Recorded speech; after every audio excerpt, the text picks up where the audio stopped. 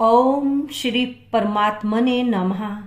श्रीमद् भागवत गीता के पहले अध्याय का महात्म्य। श्री पार्वती जी ने कहा, भगवान आप सब तत्वों के ज्ञाता हैं। आपकी कृपा से मुझे श्री विष्णु संबंधी नाना प्रकार के धर्म सुनने को मिले जो समस्त लोक का उद्धार करने वाले हैं। देवेश, अब मैं गीता का महात्म्य सुनना चाहती हूँ, जिसका श्रवण करने से श्री हरि में भक्ति बढ़ती है। श्री महादेव जी बोले, जिनका श्री विग्रह अलसी के फूल की भांति श्याम वर्ण का है, पक्षीराज गरुड़ ही जिनके वाहन हैं, जो अपनी महिमा से कभी च्युत नहीं होते तथा शेषनाग की शैया पर शयन करते हैं, उन भगवान महाविष्णु की हम उपासना करते हैं।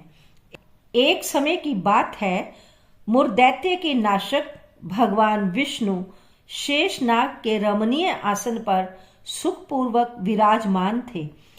उस समय समस्त लोगों को आनंद देने वाली भगवती लक्ष्मी ने आदर पूर्वक प्रश्न किया। श्री लक्ष्मी जी ने पूछा, भगवान आप संपूर्ण जगत का पालन करते हुए भी अपने ऐश्वर्य के प्रति उदासीन से होकर जो इस क्षीर सागर में नींद ले रहे हैं, इसका क्या कारण है? श्री भगवान बोले, सुमुखी, मैं नींद नहीं लेता हूँ, अपितु तत्व का अनुसरण करने वाली अंतर्दृष्टि के द्वारा अपने ही माहेश्वर तेज का साक्षात्कार कर रहा हूँ। देवी, यह वही तेज है जिसका जोगी पुरुष कुशाग्र बुद्धि के द्वारा अपने अंतःकरण में दर्शन करते हैं तथा जिसे मीमांसक विद्वान वेदों का सार तत्व निश्चित करते हैं। वह माहेश्वर तेज एक अजर प्रकाश स्वरूप आत्म रूप, रोग शोक से रहित अखंड आनंद का पुंज, निष्पंद निरीह तथा द्वैत रहित है। इस जगत का जीवन उसी के अधीन है, मैं उसी का अनुभव करता हूँ। देवेश्वरी, यही कारण है कि मैं तुम्हें नींद लेता सा प्रतीत हो रहा हूँ। श्री लक्ष्मी जी ने कहा, ऋषिकेश, आप ही योगी पुरुषों के ध्येय हैं। आपके अतिरिक्त भी कोई ध्यान करने योग्य तत्व है, ये जानकर मुझे बड़ा कौतूहल हो रहा है। इस चराचर जगत की सृष्टि और संहार करने वाले स्वयं आप ही हैं। आप सर्व समर्थ हैं। इस प्रकार की स्थिति में होकर भी यदि आप उस परम तत्व से भिन्न हैं, तो मुझे उसका बोध कराइए। श्री भगवान बोले, प्रिय, आत्मा का स्वरूप द्वैत और अद्वैत से पृथक, भाव और अभाव से मुक्त तथा आदि और अंत से रहित है। शुद्ध ज्ञान के प्रकाश से उपलब्ध होने वाला तथा परमानंद स्वरूप होने के कारण एकमात्र सुंदर है। वही मेरा ईश्वरीय रूप है। आत्मा का एक तत्व ही सबके द्वारा जानने योग्य है। गीता शास्त्र में इसी का प्रतिपादन हुआ है। अमित तेजस्वी भगवान विष्णु के ये वचन सुनकर लक्ष्मी देवी जी ने शंका उपस्थित करते हुए कहा, भगवान, यदि आपका स्वरूप स्वयं परमानंदमय और मन वाणी की पहुंच से बाहर है, तो गीता कैसे उसका बोध कराती है? मेरे इस संदेह का आप निवारण कीजिए। श्री भगवान बोले, सुंदरी सुनो, मैं गीता में अपनी स्थिति का वर्णन करता हूँ। क्रमशः 5 अध्यायों को तुम 5 मुख जानो, 10 अध्यायों को 10 भुजाएं समझो तथा 1 अध्याय को उदर और 2 अध्यायों को चरण कमल जानो। इस प्रकार जे 18 अध्यायों की वांगमय ईश्वरीय मूर्ति ही समझनी चाहिए। ये ज्ञान मात्र से ही महान पातकों का नाश करने वाली है।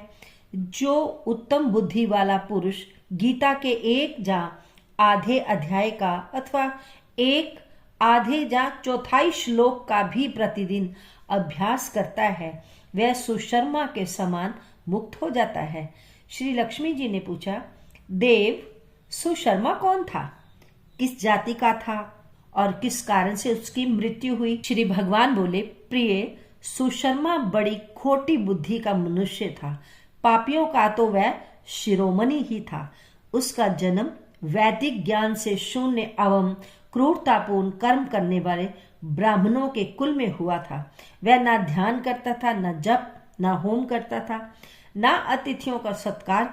वह लंपट होने के कारण सदा विषयों के सेवन में ही आसक्त रहता था। हल जोतता और पत्ते बेचकर जीविका चलाता था। उसे मदिरा पीने का व्यसन था तथा वह मांस भी खाया करता था। इस प्रकार उसने अपने जीवन का दीर्घ काल व्यतीत कर दिया। एक दिन मूढ़ बुद्धि सुशर्मा पत्ते लाने के लिए किसी ऋषि की वाटिका में घूम रहा था। इसी बीच में काल रूपधारी काले सांप ने उसे डस लिया। सुशर्मा की मृत्यु हो गई। तदनंतर वह अनेक नरकों में जा वहां की यातनाएं भोग कर मृत्युलोक में लौट आया और वहां बोझ ढोने वाला बैल हुआ। उस समय किसी पंगु ने अपने जीवन को आराम से व्यतीत करने के लिए उसे खरीद लिया। बैल ने अपनी पीठ पर पंगु का भार ढोते हुए बड़े कष्ट से 7-8 वर्ष बिताए। एक दिन पंगु ने किसी ऊंचे स्थान पर बहुत देर तक बड़ी तेजी के साथ उस बैल को घुमाया। इससे वह थक कर बड़े वेग से पृथ्वी पर गिरा और मूर्छित हो गया। उस समय वहां कौतूहलवश आकृष्ट हो बहुत से लोग एकत्रित हो गए। उस जन समुदाय में से किसी पुण्य आत्मा व्यक्ति ने उस बैल का कल्याण करने के लिए उसे अपना पुण्य दान किया। तत्पश्चात कुछ दूसरे लोगों ने भी अपने अपने पुण्यों को याद करके उन्हें उसके लिए दान कर दिया। उस भीड़ में एक वैश्या भी खड़ी थी। उसे अपने पुण्य का पता नहीं था, तो भी उसने लोगों की देखा देखी उस बैल के लिए कुछ त्याग किया। तदनंतर जमराज के दूत उस मरे हुए प्राणी को पहले जमपुरी में ले गए। वहां ये विचार कर कि ये वैश्या के दिए हुए पुण्य से पुण्यवान हो गया है, उसे छोड़ दिया गया। फिर वह भूलोक में आकर उत्तम कुल और शील वाले ब्राह्मणों के घर उत्पन्न हुआ। उस समय भी उसे अपने पूर्व जन्म की बातों का स्मरण बना रहा। बहुत दिनों के बाद अपने अज्ञान को दूर करने वाले कल्याण तत्व का जिज्ञासु होकर वह उस वैश्या के पास गया और उसके दान की बात बतलाते हुए उसने पूछा, तुमने कौन सा पुण्य दान किया था? वैश्या ने उत्तर दिया, वह पिंजरे में बैठा हुआ तोता प्रतिदिन कुछ पढ़ता है, उससे मेरा अंतःकरण पवित्र हो गया है, उसी का पुण्य मैंने तुम्हारे लिए दान किया था। इसके बाद उन दोनों ने तोते से पूछा। तब उस तोते ने अपने पूर्व जन्म का स्मरण करके प्राचीन इतिहास कहना आरंभ किया। शुक बोला, पूर्व जन्म में मैं विद्वान होकर भी विद्वता के अभिमान से मोहित रहता था। मेरा राग द्वेष इतना बढ़ गया था कि मैं गुणवान विद्वानों के प्रति भी ईर्ष्या भाव रखने लगा। फिर समय अनुसार मेरी मृत्यु हो गई और मैं अनेकों घृणित लोगों में भटकता रहा। फिर उसके बाद इस लोक में आया। सद्गुरु की अत्यंत निंदा करने के कारण तोते के कुल में मेरा जन्म हुआ। पापी होने के कारण छोटी अवस्था में ही मेरे माता पिता से मेरा वियोग हो गया। एक दिन मैं ग्रीष्म ऋतु में तपे हुए मार्ग पर पड़ा था। वहां से कुछ श्रेष्ठ मुनि मुझे उठा लाए और महात्माओं के आश्रम के भीतर एक पिंजरे में उन्होंने मुझे डाल दिया। वहीं मुझे पढ़ाया गया। ऋषियों के बालक बड़े आदर के साथ गीता के प्रथम अध्याय की आवृत्ति करते थे। उन्हीं से सुनकर मैं भी बारंबार पाठ करने लगा। इसी बीच में एक चोरी करने वाले बहेलिये ने मुझे वहां से चुरा लिया। तत्पश्चात इस देवी ने मुझे खरीद लिया। यही मेरा वृतांत है जिसे मैंने आप लोगों से बता दिया। पूर्व काल में मैंने इस प्रथम अध्याय का अभ्यास किया था, जिससे मैंने अपने पाप को दूर कर लिया। फिर उसी से इस वैश्य का भी अंतःकरण शुद्ध हुआ है और उसी के पुण्य से ये द्विज श्रेष्ठ सुशर्मा भी पाप मुक्त हुए हैं। इस प्रकार परस्पर वार्तालाप और गीता के प्रथम अध्याय के महात्म्य की प्रशंसा करके वे तीनों निरंतर अपने अपने घर पर गीता का अभ्यास करने लगे। फिर ज्ञान प्राप्त करके वे मुक्त हो गए। इसलिए जो गीता के प्रथम अध्याय को पढ़ता, सुनता अथवा अभ्यास करता है, उसे इस भवसागर को पार करने में कोई कठिनाई नहीं होती। इस प्रकार प्रथम अध्याय के महात्म्य की जानकारी लेने के बाद हम लोग पहले अध्याय के पाठ के बारे में जानेंगे। ओम श्री परमात्मने नमः। पहला अध्याय। धृतराष्ट्र बोले, हे संजय, धर्म भूमि कुरुक्षेत्र में इकट्ठे हुए युद्ध की इच्छा वाले मेरे पांडु के पुत्रों ने क्या किया? इस पर संजय बोले, उस समय राजा दुर्योधन ने व्यूह रचना युक्त पांडवों की सेना को देखकर और द्रोणाचार्य के पास जाकर यह वचन कहा, हे आचार्य, आपके बुद्धिमान शिष्य द्रुपद पुत्र धृष्टद्युम्न द्वारा व्यूहाकार खड़ी की हुई पांडु पुत्रों की इस बड़ी भारी सेना को देखिए। इस सेना में बड़े बड़े धनुषों वाले युद्ध में भीष्म और अर्जुन के समान बहुत से शूरवीर हैं, जैसे सात्यकी और विराट तथा महारथी राजा द्रुपद और धृष्टकेतु चेकिस्तान तथा बलवान काशीराज पुरुजित कुंती भोज और मनुष्यों में श्रेष्ठ शैव्य और पराक्रमी युधामन्यु तथा बलवान उत्मौजा सुभद्रा पुत्र अभिमन्यु और द्रौपदी के 5 पुत्र, ये सभी महारथी हैं। हे ब्राह्मण श्रेष्ठ, हमारे पक्ष में भी जो प्रधान हैं उनको आप समझ लीजिए। आपके जानने के लिए मेरी सेना के जो सेनापति हैं उनको कहता हूँ।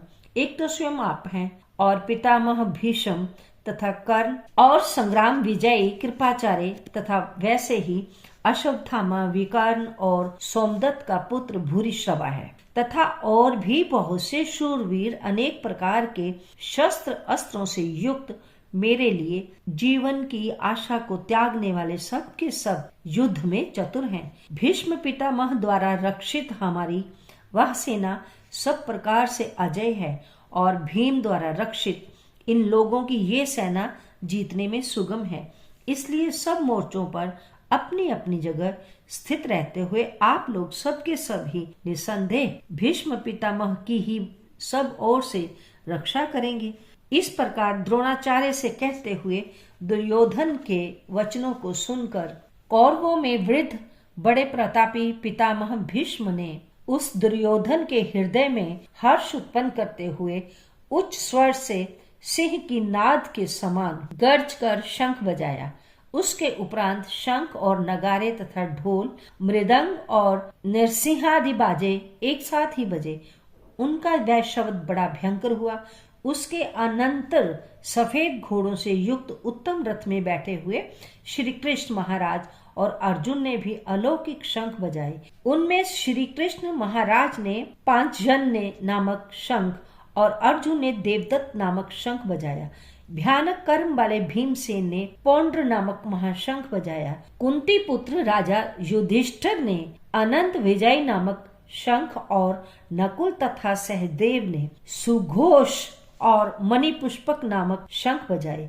श्रेष्ठ धनुष वाले काशीराज और महारथी शिखंडी और धृष्टद्युम्न तथा राजा विराट और अजय सात्यकी तथा राजा द्रुपद और द्रौपदी के 5 पुत्र और बड़ी भुजा वाले सुभद्रा पुत्र अभिमन्यु, इन सब ने हे राजन अलग अलग शंख बजाए और उस भयानक शब्द ने आकाश और पृथ्वी को भी शब्दायमान करते हुए धृतराष्ट्र के पुत्रों के हृदय विदीर्ण कर दिए।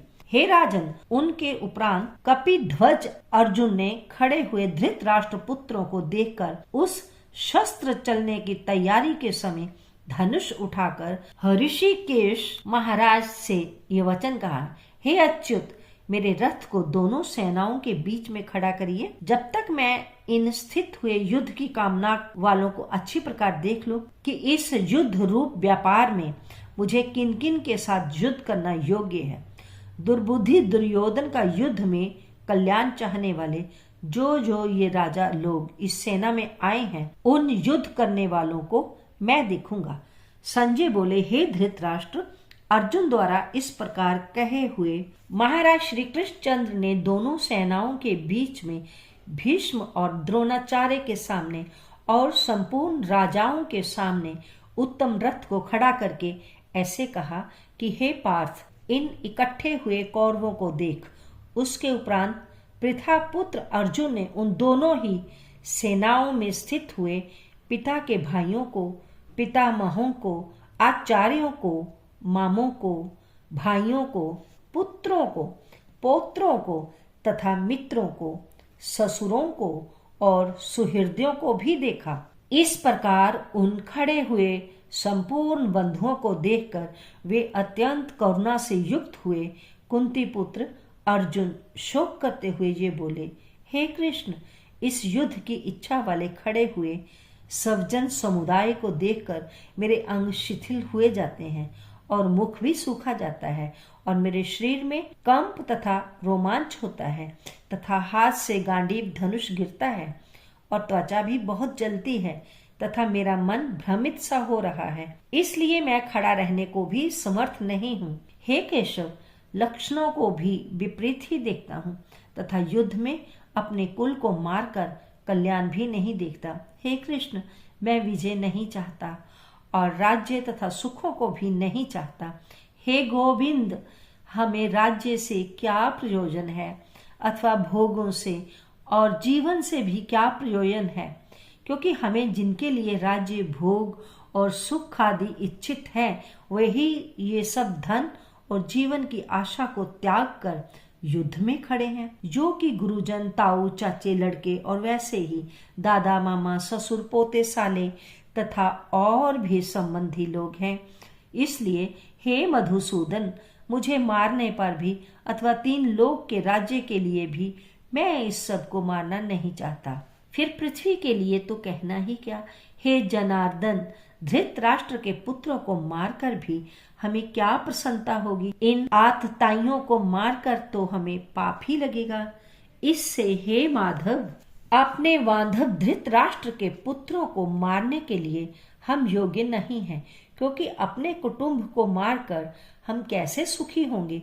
यद्यपि लोभ से भ्रष्ट चित्त हुए ये लोग कुल के नाशकृत दोष को और मित्रों के साथ विरोध करने में पाप को नहीं देखते हैं, परंतु हे जनार्दन, कुल के नाश करने से होते हुए दोष को जानने वाले हम लोगों को इस पाप से हटने के लिए क्यों नहीं विचार करना चाहिए, क्योंकि कुल के नाश होने से सनातन कुल धर्म नष्ट हो जाते हैं।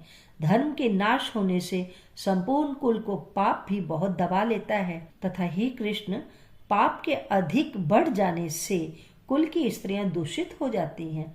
और हे वार्ष्ण्य, स्त्रियों के दूषित होने पर वर्ण संकर उत्पन्न होता है और वह वर्ण संकर कुल घातियों को और कुल को नरक में ले जाने के लिए ही होता है। लोप हुई पिंड और जल की क्रिया वाले इनके पितृ लोग भी गिर जाते हैं और इन वर्ण संकर कारक दोषों से कुल घातियों के सनातन कुल धर्म और जाति धर्म नष्ट हो जाते हैं।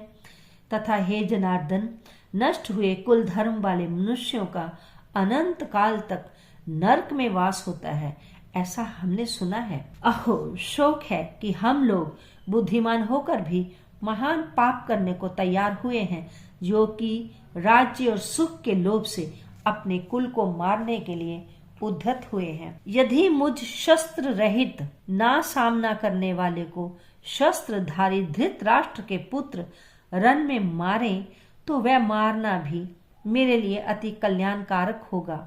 संजय बोले, रणभूमि में शोक से उद्विग्न मन वाले अर्जुन इस प्रकार कहकर बाण सहित धनुष को त्याग कर रथ के पिछले भाग में बैठ गए। इति श्रीमद् भागवत गीता रूपी उपनिषद एवं ब्रह्म विद्या तथा योग शास्त्र विषयक श्री कृष्ण और अर्जुन के संवाद में अर्जुन विषाद योग नामक पहला अध्याय पूर्ण हुआ।